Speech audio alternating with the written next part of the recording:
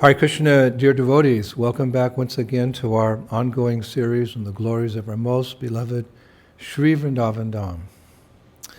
Nama Om Vishnupadaya Krishna Pashtaya Bhutale Srimati Bhaktivedanta Swaminiti Namane Namaste Saraswati Deve Gauravani Pacharine Nivishesha Shunyavadi Pastata Deshatarane. All glories to Srila Prabhupada. I'd also like to say another prayer to Srila Prabhupada in English. I offer my obeisances to my spiritual master who gave me beautiful Kantimala, effulgent tilak, the beautiful form of a devotee, and who offered me his shelter.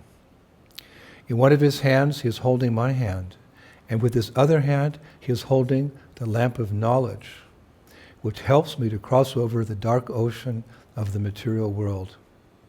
Surdas says, "My Guru deserves the greatest respect because only he can rescue one in the blinking of an eye. I bow down to him again and again and again." Srila Prabhupada Ki. So we are continuing with our mini-series on Stimulation for Ecstatic Love, and this will be part 7. We'll begin with a beautiful poem by a poet named Chit Swami from his book called Nitya Kirtan. It was written in the year 1592. It's very sweet, glorifying both Krishna and his cows. Actually, I've realized from giving these lectures over a period of time that Krishna spends most of his day with his cows in the pasturing grounds of Sri Vrindavan Dham. There's actually a saying here in Vrindavan that if you see 5 cows sitting together, it means Krishna's very near. They say like that here. So this Brajavasi poet, Chitta Swami, he writes in the Brajbhas language. Agi gaya pachas gai, iti gai, Govinda ko gayana mais vashavo bhavai. It's very nice. Cows are in front of him, Krishna. Cows are behind him. Cows are everywhere.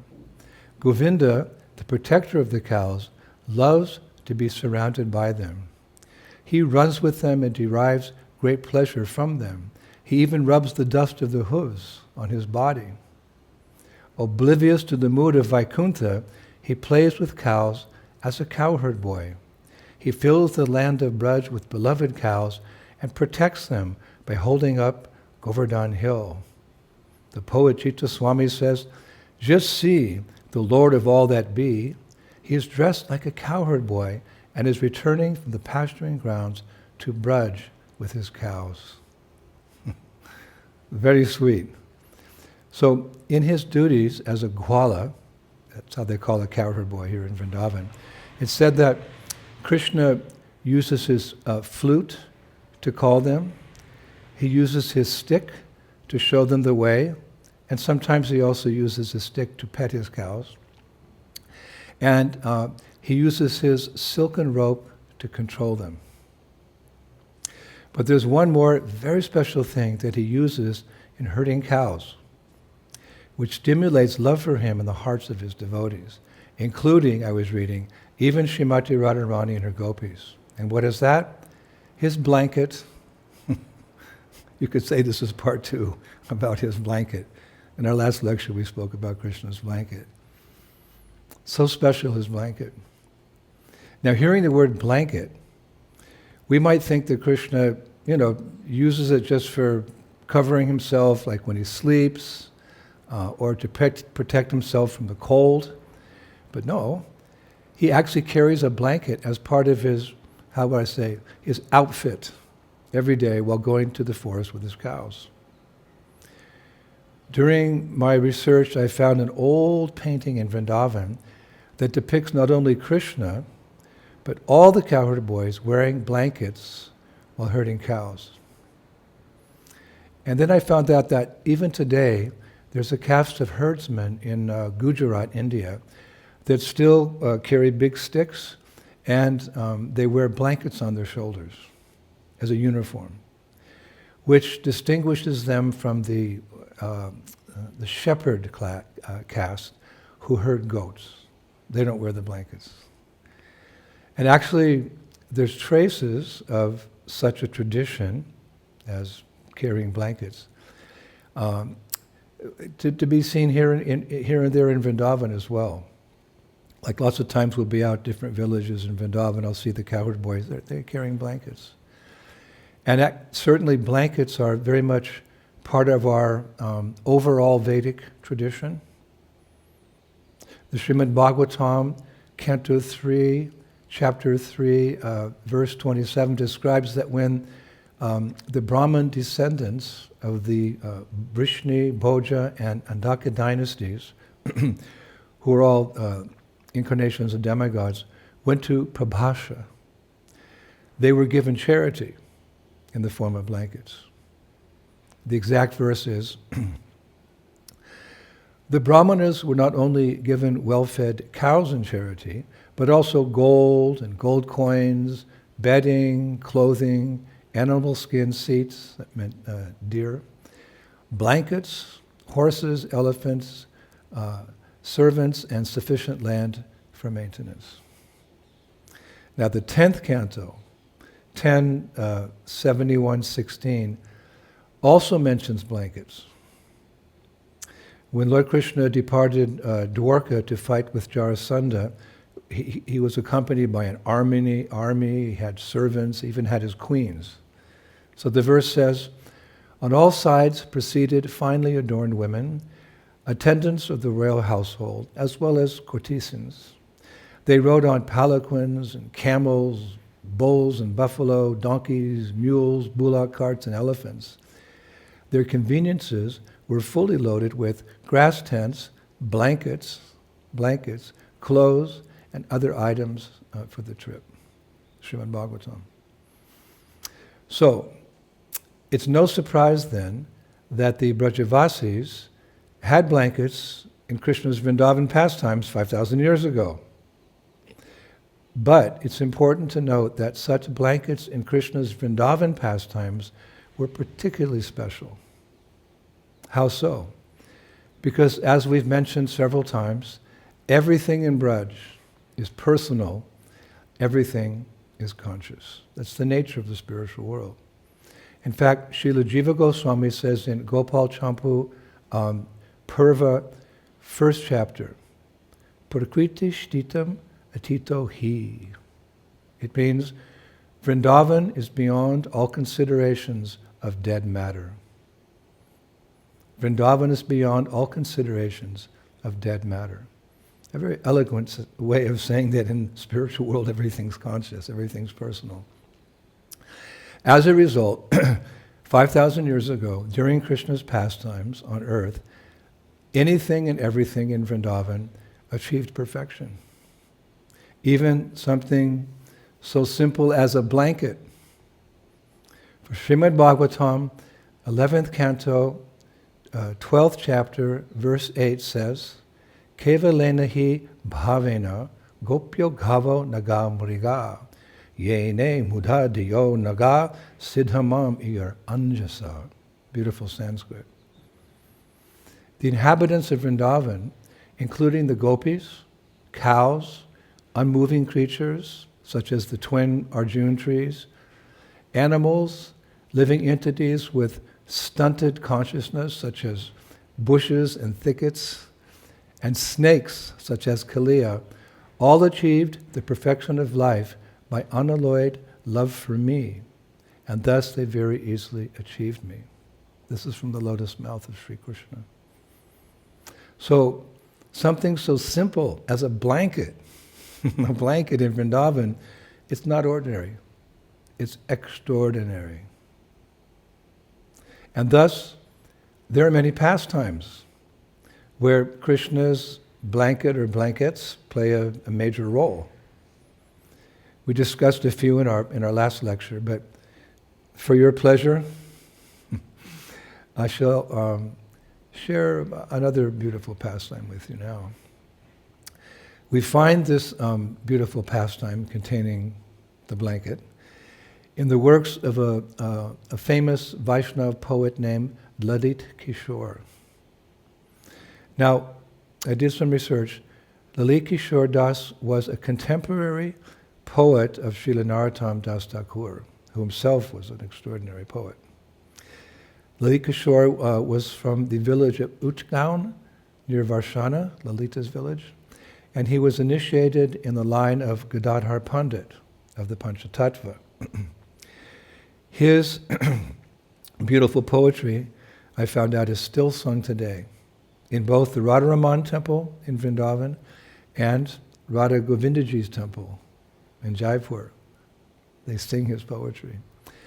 He wrote a book called Gaur Lila Sagar. Gaur Lila Sagar. And his descriptions of the pastimes of Lord Chaitanya were all written in the Braj Bas language of Vrindavan. As an indirect result of this, an indirect result of this, unfortunately, was that his poetry was not widely read during his lifetime, because most of Lord Chaitanya's followers were Bengali and were not conversant with the Braj Basa dialect. But fortunately, some of his writings are there now in the Vrindavan Research Institute, so we had a chance to go over them. So he relates that one time some gopis were fetching water from a well in Braj. And of course that's very laborious work. If you see when we go out on Parikram, we often see the young girls, bringing these buckets of water up from the bottom of a well. It's quite strenuous. So that's what was happening. They were fetching water from a well, and it was difficult. So they asked Madhu Mangal, who was resting nearby with Krishna, in a very humble way. They said, "Hey, Madhu Mangal, wake up. You are very strong. Our wrists and arms are weak. Please help us to place these heavy water pots on our heads so that we can carry them to our homes." Now, Madhu Mangal was astonished. He said to the girls, "What nonsense is this? I'm the son of a Brahmana. Did my mother give birth to me to place cheap water pots on the heads of village girls?" So hearing his words, the young gopis, they just started giggling and laughing. So Madhu Mangal became offended, actually became angry, and he looked over to where Krishna was sleeping. But it's described that when he saw Krishna's moon-like face, all his anger dissipated. And pausing for a moment, he thought, I'm not going to waste time arguing with these girls. I'm going to go back to my afternoon nap with Krishna. I'll go back to my nap with Krishna.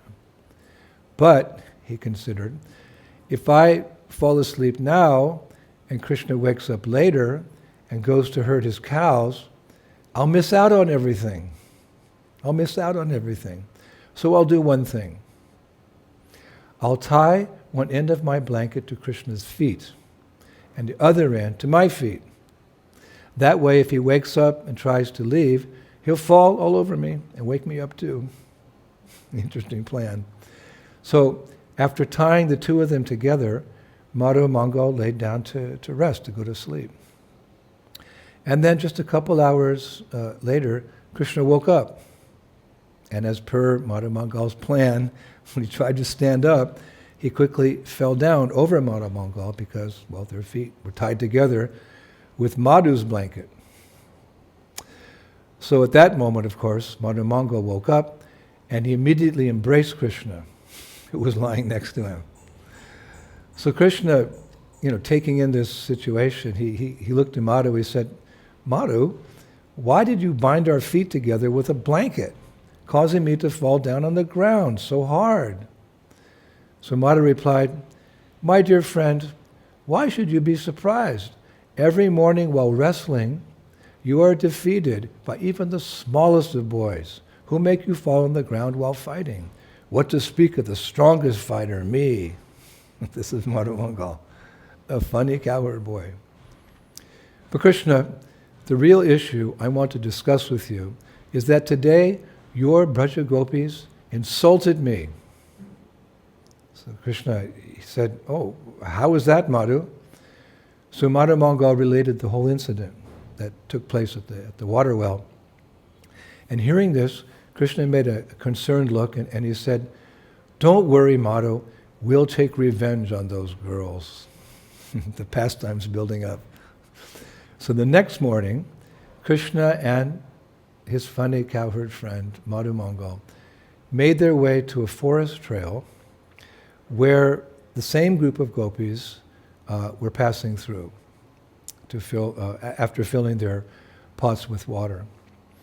And there from a distance, a little distance away, they hid behind the bushes, Krishna and Madhu Mangal threw small stones at the gopis' water pots, causing them to break apart and making all the gopis soaking wet.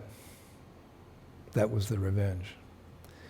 So visibly upset, all the girls immediately made their way to Varshana to complain to the Queen of Vrindavan, Srimati Radhika, Srimati Radharani. And upon arriving, Lalita Sakhi came forward and gave a full report to Sri Radha and concluded by saying, "O Radhe, Krishna's mischievous behavior is out of control, and on top of that, his fat friend, Madhu Mangal, is helping him to do such things. O Queen of Vrindavan, on behalf of all of us gopis, I'm requesting you to do something."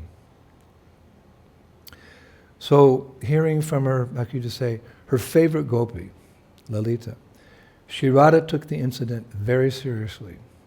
And she said, "O Lalite, O Lalite, as you are the one who experienced this mockery," the poet uses this word, this mockery, "you should tell me what punishment I should give to Krishna this time," indicating there's many times. "What punishment should I give to Krishna this time?" And Lalita thought for a moment and she replied, "Man. Man is the best punishment." So remember, man in Sanskrit means anger. So in other words, she's saying, once again, show your anger to Krishna. And Lalita concluded, "But this Krishna, Radhe, he's very tricky. He always finds a way to pacify your anger, but don't allow that to happen this time."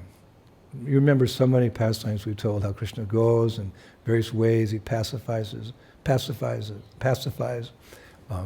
Radharani's anger. But not this time, Lalita said.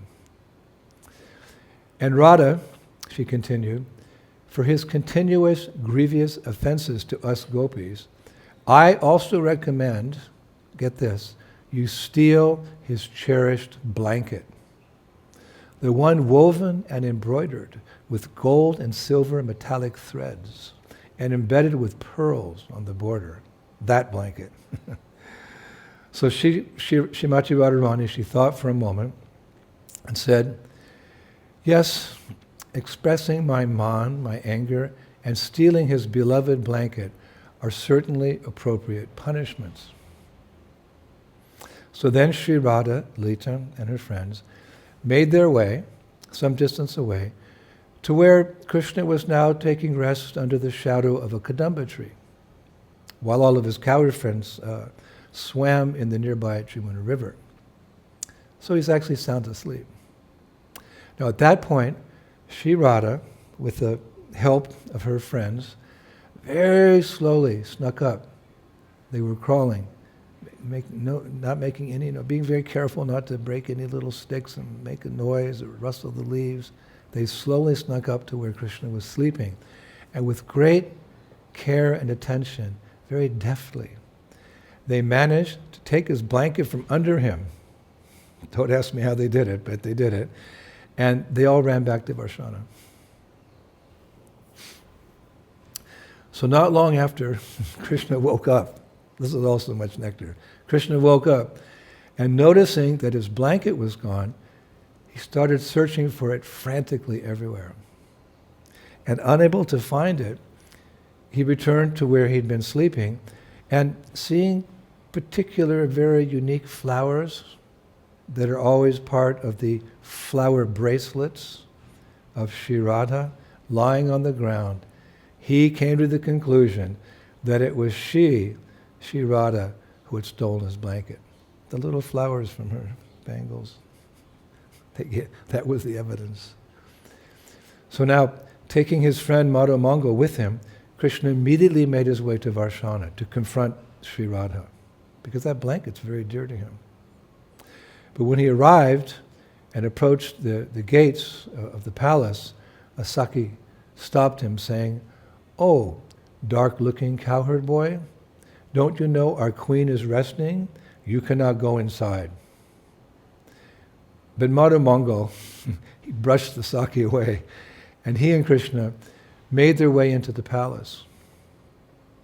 Now, while passing by one of the many rooms, they overheard Sri Radha and her girlfriends laughing and joking about how Sri Radha had silently stolen Krishna's beloved blanket. So entering the room, Krishna said to Radha, "My dear Sri Radhe, I know you have stolen my blanket. Please give it back to me, as this blanket was given to me by my mother Yashoda, and she will be very upset if it's lost." So at that point, one of the girls, one of the gopis, she spoke up saying, "Krishna, why would our queen steal your dark, dusty blanket?" I really like that one. "Krishna, why would our queen, Sri Radha, steal your dark, dusty blanket?" So Krishna kind of took it all in. He paused for a moment, and it's so nice, he said very softly, "To punish me." To punish me. So then Sri Radha said, "Exactly, Krishna. And it appears you have realized now how you have mistreated my dear friends.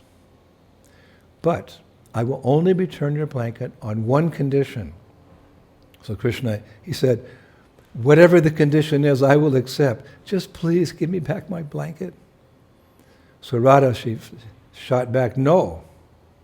First listen and then agree to the condition. Then only I'll return your blanket."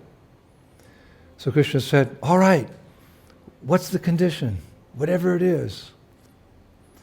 So Radha, she said very slowly, "The condition is you take 4 explicit vows, special vows." You should take some vows here, Krishna, 4. So Krishna said, "What are the 4 vows?" It's so sweet, Prabhus. Listen to this. Sri Radha said, "The first vow is that you will never trouble my dear gopis again." So Krishna said, "Yes, my beloved, I take that vow." Then Sri Radha said, "The second vow is that you will never leave Braj." So Krishna said, "I accept that vow, Sri Radha. I'll never leave Vrindavan." Then Sri Radha said, "The third vow is that you will always stay within my heart." And Krishna said, "Yes, dear one, I will always remain within your heart." Then Sri Radha said, "And the fourth vow, Krishna, the last vow, is that you will never leave my devotees even during the worst times of their lives." You will never leave my devotees even during the worst times of their lives. So Krishna paused, and closing his eyes, he replied with deep emotion, "Yes, dear Radha, I promise I will never abandon those devotees who have taken shelter of you even when they are experiencing their most difficult of times." Jai Sri Radhe. Yes, dear Radha, I promise I will never abandon those devotees who have taken shelter of you even when they are experiencing their most difficult of times.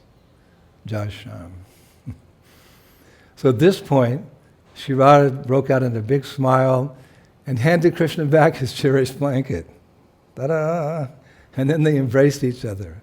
And at that point, all the gopis, they'd perform arti to the divine couple, and finally showered them with fragrant flowers. Hare Krishna.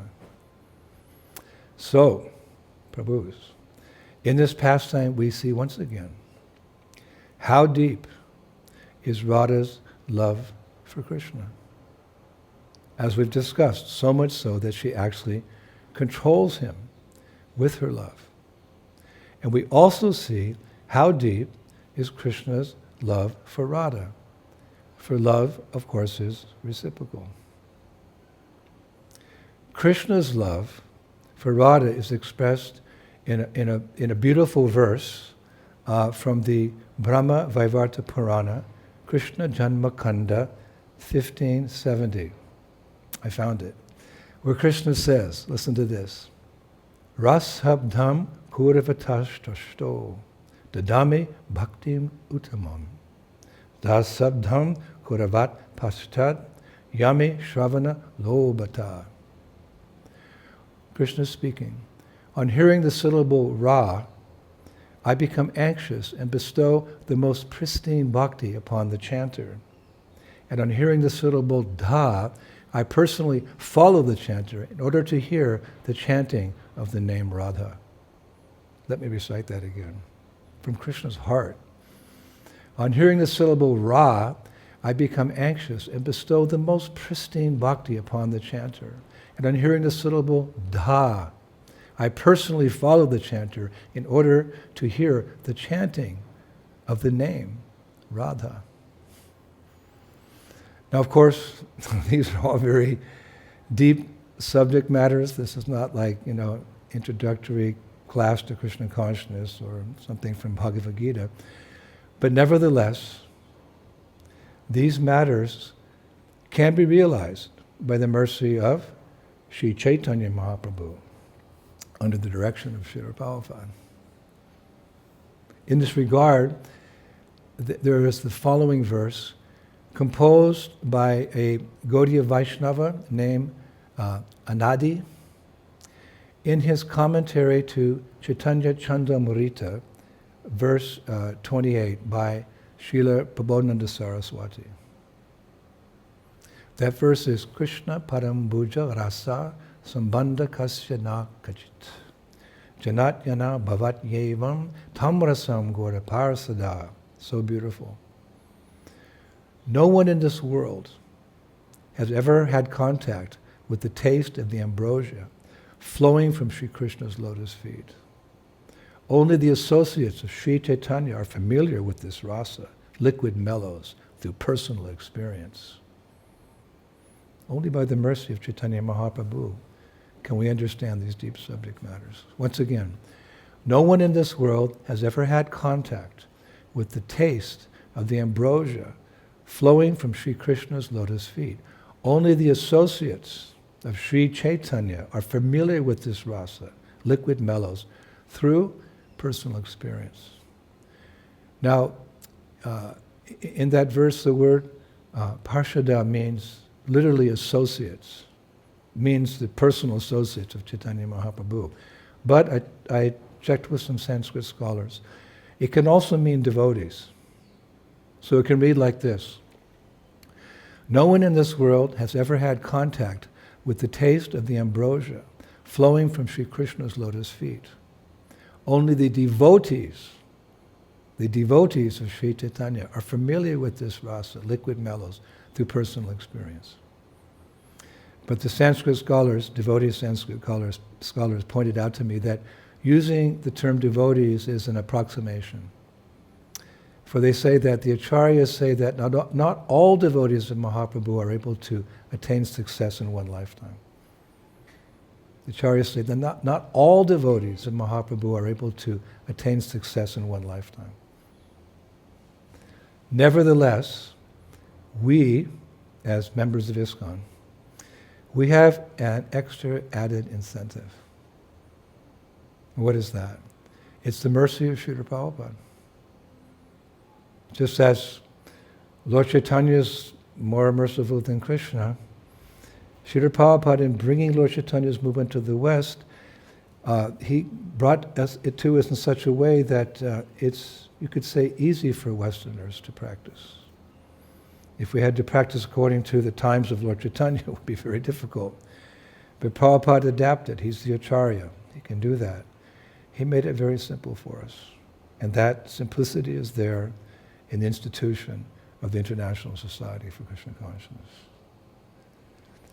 So by the mercy of Srila Prabhupada, we can achieve that exalted state mentioned earlier, if we take proper advantage of that mercy. Therefore, we can pray to him daily. And I'll conclude with this prayer. As I opened the talk today with the prayer to Prabhupada, we glorified him in the middle, we will glorify him at the end. For he's our savior from this ocean of material existence to the lotus feet of Radha Shyam in the spiritual world. And here's this beautiful prayer. Shri Guru Karuna Maya Bandhum Tara Paradhaya Prema Kalpaturu Varadhata Diksha Mantra Harinam Yahara Amulya Dhan Gibo Gabo Tasha Guna Gata. It's one of my favorite prayers. I bow down to the lotus feet of my spiritual master, who is a wish-fulfilling tree of divine love for Krishna, the most munificent benefactor, who initiated me into the valuable jewels of both the Gayatri and Maha Mantras. How can I sufficiently praise his glories? Hare Krishna. All glories to Prabhupada, Sri Chaitanya Mahaprabhu ki, Shri Radha Shyam ki, Shri Vrindavan Dham ki, Madhu Mangal ki. So thank you, Prabhus.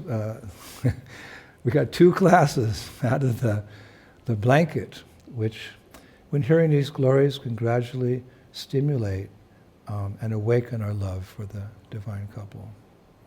So I'll leave you there from here in Shri Vrindavan Dham on a cold winter's day, and look forward to speaking to you again next Friday. We'll pick another item or article which can help us awaken our love for Krishna and speak about that as well. So thank you. Shri Shri Gauranitai ki, Shri Shri Krishna Balaram ki, Shri Shri Radha Shama Sundar ki, Vrindavaneshwari Shrimati Radharani ki, Mayapur Dham ki, Shri Shri Gauranitai ki, Shri Krishna Sankirtan Yagya ki, Transcendental Book Distribution ki, Nitai Gaur Premanandi, Jai Jai Sisi Radhe, Shan, Shan, Shan.